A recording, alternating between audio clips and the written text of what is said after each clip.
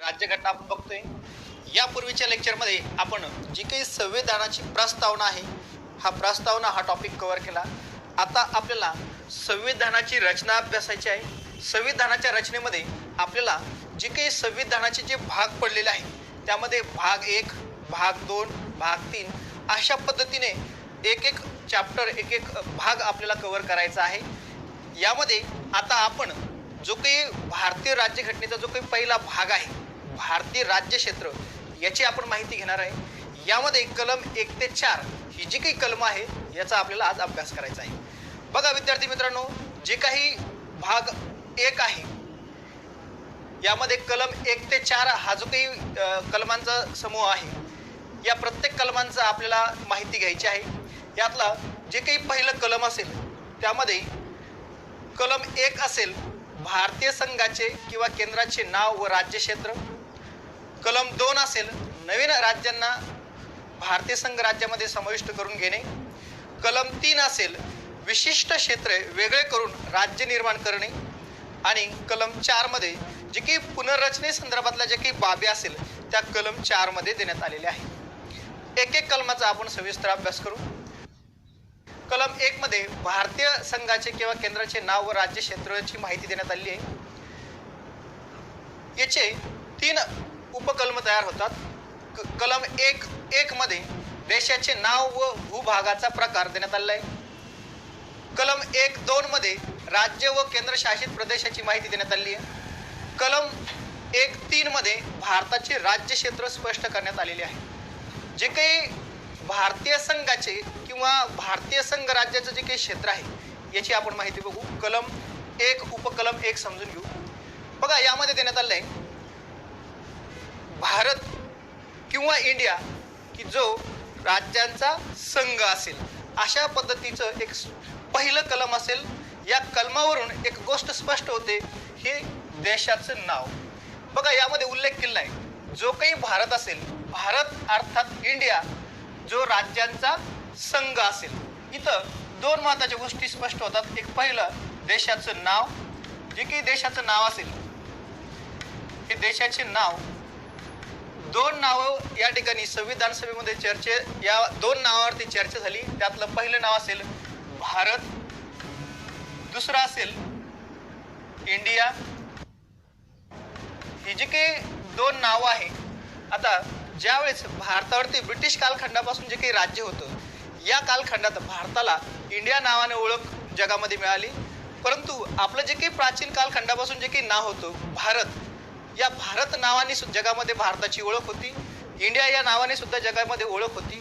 मग यामध्ये या दोन्ही नावाचा स्वीकार करण्यात आला आणि भारत किंवा यासाठी किंवा इंडिया म्हणजे भारत आणि इंडिया हे दोन्ही एकच शब्द असतील अशा पद्धतीने देशाचं नाव या ठिकाणी स्पष्ट करण्यात आलंय. कलम 1 उपकलम 1 मध्ये देशाचं नाव स्पष्ट करण्यात आलंय. संविधान सभेमध्ये ज्यावेळेस या विषयावरती चर्चा झाली होती त्यावेळेस बऱ्याचशा जे काही सदस्य होते त्यांनी वेगवेगळे मत या ठिकाणी मांडलेलं आहे. काहींचं मत होतं की हिंदुस्थान हे नाव ठेवण्यात यावं, काहींचं मत होतं की भारत हे नाव ठेवण्यात यावं, काहींनी इंडिया हे नाव आधुनिक जी काही ओळख आहे इंडिया या नावाने, या नावाची शिफारस केली. मग यातून संविधान सभेने हे 2 नाव निवडलेले आहे. त्यामध्ये भारत किंवा इंडिया ही दोन्ही नावं संविधान सभेने निवडून ती कलम 1 उपकलम 1 मध्ये ठेवण्यात आली. म्हणजे भारताला हे दोन्ही नावं असेल, भारत किंवा इंडिया या दोन्ही नावाने देशाचा कारभार चालेल. याचबरोबर दुसरी गोष्ट याच कलमामध्ये स्पष्ट करण्यात आली, भारत अर्थात इंडिया जो राज्याचा संघ असेल, भारताचं जे काही क्षेत्रफळ असेल हे राज्यामध्ये विभागल्या जाऊन जे राज्य असेल या राज्याचं जे काही प्रशासन असेल हे केंद्र आणि राज्य अशा स्वरूपात, म्हणजे जे काही संघ राज्य स्वरूपाची जी काही पद्धत आहे त्या स्वरूपात विभागणी करण्यात आली. परंतु आपण या संदर्भात संघ राज्य हा शब्दाचा उल्लेख टाळलेला आहे. यासाठी आपण राज्याचा संघ हा शब्दाचा उल्लेख केलेला आहे. म्हणजे जे काही भूभागाचा प्रकार आहे तोही या ठिकाणी काय होतोय, स्पष्ट होतोय. म्हणजे आपलं जे काही पॉलिटी आहे, देशाची जी राजकीय रचना आहे ती या ठिकाणी काय होते, स्पष्ट होते. मग आपली जी काही रचना आहे ती जर आपण समजून घेतली, यामध्ये दोन शब्द महत्वाचे असतात, एक युनियन आणि दुसरा फेडरेशन. जे काही युनियन असतं, हे युनियन जे काही क्षेत्रफळाने छोटं असलेलं जे काही राष्ट्र असतं, या ठिकाणी यांचं जे काही प्रशासन असतं, या ठिकाणी एकच केंद्र असेल. त्या केंद्राच्या प्रशासनानुसार राज्याचा किंवा तिथले जे काही स्थानिक प्रशासन असेल ते चालतं. दुसरी गोष्ट, युनियन असतं. या युनियनमध्ये एकच कायदेमंडळ असतं. याचबरोबर घटना असेल ती सुद्धा, म्हणजे संविधान असेल, हे संविधान सुद्धा एकच असतं. जे काही युनियन ही जी काही पद्धत असेल, इंग्लंडमध्ये युनियन पद्धत स्वीकारण्यात आली. मग यामध्ये जे काही युनियन असेल, हे क्षेत्रफळाने कमी असलेल्या भागासाठी या पद्धतीची जी काही प्रशासन व्यवस्था असते ती राबवली जाते. याच्या विरुद्ध अजून एक पद्धत असते फेडरेशन. जे काही फेडरेशन असतं, यामध्ये राज्य असतात. हे राज्य एकत्र येतात आणि केंद्र स्थापन करतात, संघ स्थापन करतात. म्हणजे बघा, हे कराराच्या माध्यमातून एकत्र येतात आणि काही महत्त्वाचे विषय हे केंद्राकडे सोपवून या ठिकाणी एक फेडरेशन तयार करतात. मग आता हे जे काही फेडरेशन असतं, हे कराराच्या माध्यमातून किंवा ॲग्रीमेंटच्या माध्यमातून हे एकत्र आलेले असतात. या ठिकाणी शासनाचे स्तर असतात. हे शासनाचे स्तर तयार केले जातात. यामध्ये मग केंद्र सरकार असेल आणि दुसरं राज्य सरकार असेल. जे काही केंद्र सरकार असेल किंवा संघ सरकार त्याला म्हटलं जातं, याकडे काही महत्त्वाचे विषय त्यांच्याकडे सोपवले जाणार, राज्याकडे काही इतर विषय सोपवले जाणार. यानुसार या ठिकाणी जे अधिकारांची वाटणी असते ती केलेली असते. फेडरेशन असतं. या फेडरेशनमध्ये जी काही घटना असेल किंवा संविधान असेल, हे संविधान दोन असतं. केंद्राचं वेगळं संविधान असेल, राज्याचं वेगळं संविधान असेल. याचबरोबर कायदेमंडळ असेल, हे कायदेमंडळ सुद्धा दोन असणार.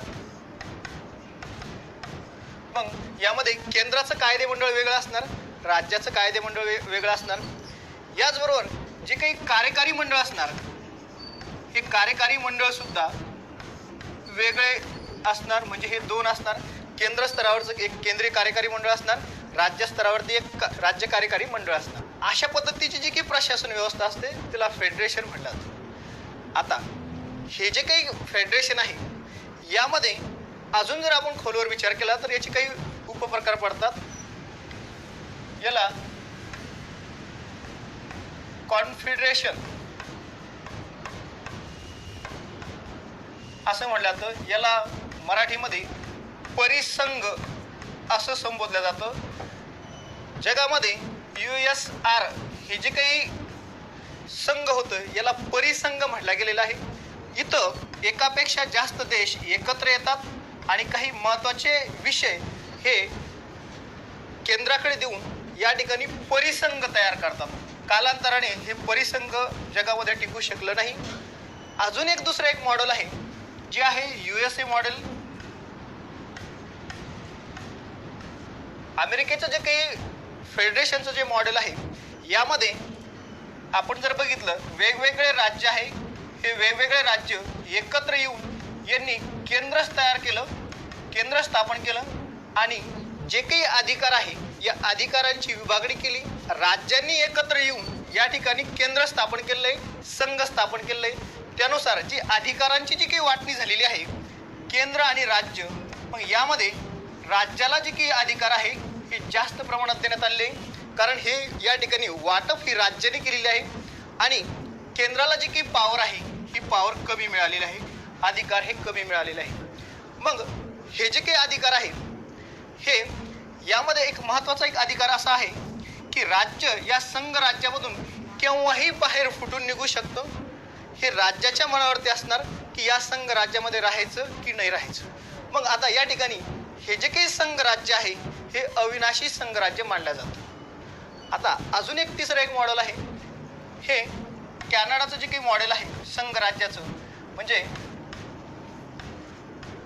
या कॅनडाच्या मॉडेल, आता भारताने संघ राज्य पद्धती स्वीकारलेली आहे.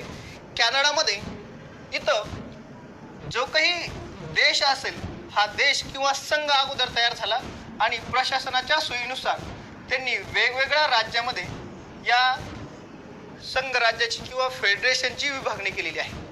आणि इथं आता विषय वाटप करत असताना, अधिकारांची वाटणी करत असताना केंद्राने आपल्याकडे जी काही पॉवर आहे ती जास्त ठेवलेली आहे आणि राज्यांना जी काही पॉवर आहे ती राज्यांना कमी पॉवर देण्यात आलेली आहे. आपण या मॉडेलचा स्वीकार केलेला आहे. भारतीय संघराज्य कॅनडाच्या संघराज्याकडे जास्त झुकलेलं आहे. आपलं संघराज्य हे कराराच्या माध्यमातून तयार झालेलं नाही. त्यामुळे आपण USA मॉडेल या मॉडेलचा स्वीकार केलेला नाही. युनियन पासून युनिटरी सिस्टीम, एकात्म व्यवस्था तयार होते. फेडरेशन पासून जी काही संघराज्य व्यवस्था आहे ती व्यवस्था तयार होते. आता एक गोष्ट या ठिकाणी डॉक्टर बाबासाहेब आंबेडकरांनी या संदर्भात स्टेटमेंट केलेलं आहे की आपण या दोन्ही गोष्टीचा स्वीकार न करता इथं अजून एक शब्द या ठिकाणी त्याचा उल्लेख केलेला आहे. तो शब्द आहे राज्याचा संघ. या दोन्ही सिस्टीममधून आपण एक नवीन शब्द तयार केला आहे, राज्याचा संघ. हा जो काही शब्द आहे राज्याचा संघ, युनियन ऑफ स्टेट, आपण फेडरेशनचे काही तत्व आपण यामध्ये घेतलेले आहे, युनियनचे काही तत्व आपण घेतलेले आहे. हे तत्व आपण स्वीकारत असताना या ठिकाणी आपण सगळ्यात महत्त्वाचं, फेडरेशनच्या तत्वामध्ये जे काही राज्य असतात या राज्यांना फुटून बाहेर पडण्याचा अधिकार असतो, परंतु युनियनमध्ये राज्याचं अस्तित्व नसतं. त्यामुळे आपण याला राज्याचा संघ, युनियन ऑफ स्टेट असं म्हटलेलं आहे. आपल्याला जो काही देश असेल, देशाची एकता व अखंडता ही टिकण्यासाठी आपण राज्याचा संघ या शब्दाचा उल्लेख केला आहे. जरी या शब्दाचा आपण उल्लेख केलेला असला तरी भारताचं जे काही प्रशासन व्यवस्था असेल ही फेडरेशनच असेल. परंतु यामध्ये या संदर्भात चर्चा झाली संविधान सभेत आणि त्यानुसार त्यांनी एक मत मांडलं. जरी आपण राज्याचा संघ हा शब्दाचा जरी स्वीकार करत असलो तरी आपण आपली जी काही व्यवस्था असेल ही संघराज्य स्वरूपाची असेल. आपण युनियन ऑफ स्टेट या शब्दाचा उल्लेख केलेला आहे, हा शब्द स्वीकारलेला आहे. याचा अर्थ राज्याचा संघ असा होतो. या शब्दाचा अर्थ असा आहे की जे काही फेडरेशन आहे, फेडरेशनमध्ये किंवा संघराज्यामध्ये संघराज्य आहे, या संघराज्यामधून या संदर्भात स्पष्टीकरण देताना आंबेडकरांनी 2 कारणं सांगितलेली आहेत. यातलं पहिलं कारण आहे की आपण अमेरिकेच्या संघराज्याच्या धर्तीवरती जे काही करार आहे किंवा ॲग्रीमेंट आहे, या ॲग्रीमेंटने आपण एकत्र आलेलो नाही. बरोबर. दुसरी गोष्ट की यानुसार जे काही राज्य असेल या राज्यांना भारतीय संघराज्यामधून फुटून बाहेर पडण्याचा अधिकार समाविष्ट होत नाही. या 2 कारणामुळे आपण संघराज्याऐवजी युनियन ऑफ स्टेट या शब्दाचा आपण स्वीकार केलेला आहे. आता एक गोष्ट या ठिकाणी लक्षात घ्या.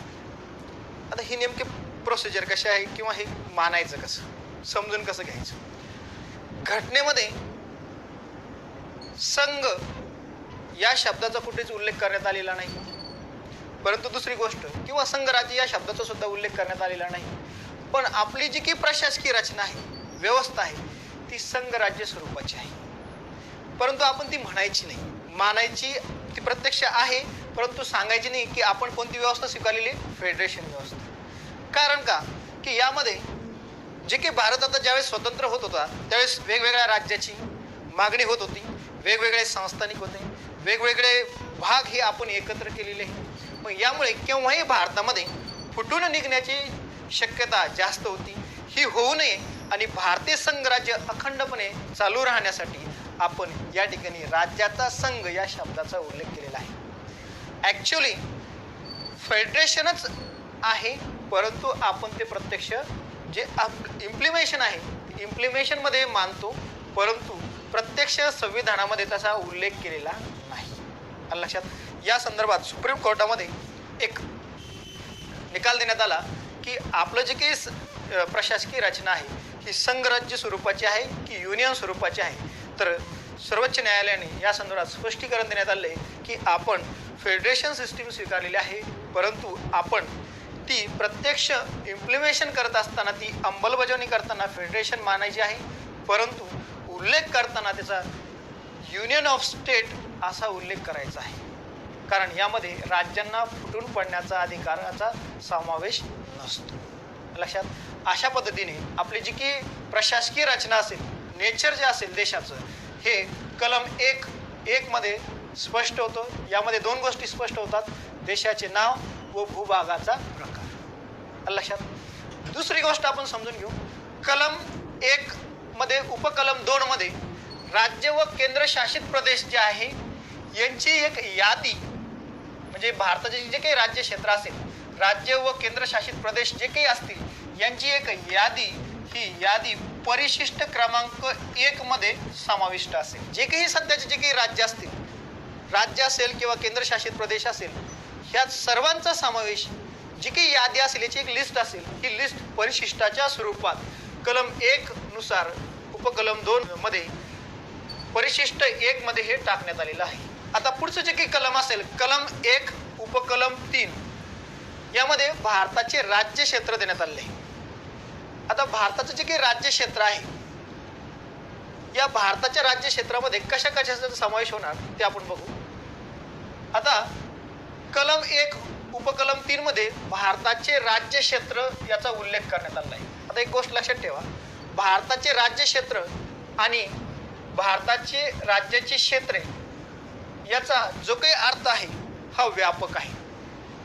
राज्याच्या क्षेत्रामध्ये फक्त राज्याचा समावेश होतो, केंद्रशासित प्रदेशाचा समावेश होत नाही, किंवा भविष्यातील संपादित केलेल्या राज्याचा प्रदेशाचा समावेश होत नाही. परंतु भारताचे जे काही राज्य क्षेत्र आहे, या भारताच्या राज्य क्षेत्र ही मोठी कन्सेप्ट असेल, ब्रॉड कन्सेप्ट असेल. यामध्ये भविष्यात संपादित केलेले जे काही प्रदेश असेल त्याचाही समावेश होणार, प्लस केंद्रशासित प्रदेशाचा सुद्धा समावेश होणार आणि राज्याचा सुद्धा समावेश होणार. म्हणजे भारताचे जे काही राज्य क्षेत्र असणार किंवा जे काही राज्याची क्षेत्र हा जो काही शब्द आहे, ही फक्त राज्याची क्षेत्र म्हणजे ही फक्त राज्याचं क्षेत्र असणार. उदाहरणार्थ महाराष्ट्र राज्याचं जे काही क्षेत्र असेल ते राज्याच्या क्षेत्रामध्ये येणार. परंतु भारताचे राज्य क्षेत्र जर म्हटलं आपण तर यानुसार भारतातले जे काही राज्य असतील प्लस केंद्रशासित प्रदेश असतील किंवा भविष्यात किंवा आज जो भारतीय संघ राज्याचा जो भाग नसेल, जो भविष्यात समाविष्ट होऊ शकतो, त्याचाही सुद्धा समावेश या भारताच्या राज्य क्षेत्रामध्ये होऊ शकतो. भारताच्या संघ राज्यामध्ये कोणाकोणाचा समावेश होऊ शकतो तर बघा, काही वेळेस आता या संदर्भात आपण जे काही प्रस्तावनेमध्ये सार्वभौम कन्सेप्ट जी बघितली त्यानुसार भारत कोणताही एखादा प्रदेश किंवा क्षेत्र, हे क्षेत्र की ज्याच्यावरती कुणी हक्क सांगितलेला नाही, त्या ठिकाणी ते क्षेत्र ते संपादित करू शकतं. दुसरी गोष्ट, एखाद्या जे काही आंतरराष्ट्रीय जे काही करार असतात, करार असेल, आंतरराष्ट्रीय तह असेल, आंतरराष्ट्रीय नियमाने काही नियम असेल, त्यानुसार जे काही क्षेत्र भारताच्या राज्य क्षेत्रामध्ये येणार. उदाहरणार्थ आपण जर एखादं बेट हे भाडे तत्वावरती घेतलेलं असेल, काही मोबदला देऊन ते घेतलेलं असेल किंवा विकत घेतलेलं असेल, त्याचा सुद्धा समावेश या ठिकाणी भारतीय राज्य क्षेत्रामध्ये त्याचा समावेश होणार.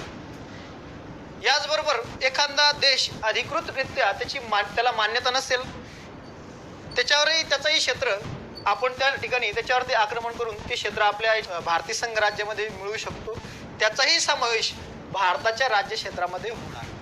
अशा पद्धतीने भारताचे जे राज्य क्षेत्र असेल, ही जी संकल्पना असेल ही मोठी असेल, ब्रॉड असेल आणि राज्याची क्षेत्र जे असेल ती कमी आहे, म्हणजे याची जी काही एरिया असेल हा कमी असणार. आता बघा, भारताचे जे राज्य क्षेत्र असेल याच्यामध्ये 3 गोष्टीचा समावेश होत असतो. एक राज्याची क्षेत्रे म्हणजे जे काही स्टेट असेल, आपले प्रांत जे असेल त्या सर्व प्रांतांचा, त्यानंतर केंद्रशासित प्रदेशांचा, याचबरोबर तिसरा एक प्रकार असेल भविष्यात संपादित केले जाणारे प्रदेश. आता बघा, या भविष्यात संपादित केलेले जे प्रदेश आहे, आतापर्यंत आपण दादरा नगर हवेली, गोवा, दमण दीव, पुदुचेरी आणि सिक्कीम यासारखे वेगवेगळे जे प्रदेश आहे, या प्रदेशाला 1947ला हे भारतीय संघ राज्याचे भाग नव्हते. कालांतराने नंतर हे काय केले आपण मिळवलेले आहे, हे संपादित केलेले आहे आणि संपादित करून हे आता भारताच्या राज्य क्षेत्राचे भाग झालेले आहे. अशा पद्धतीने जे की कलम 1, 3 हे या ठिकाणी स्पष्ट होतं.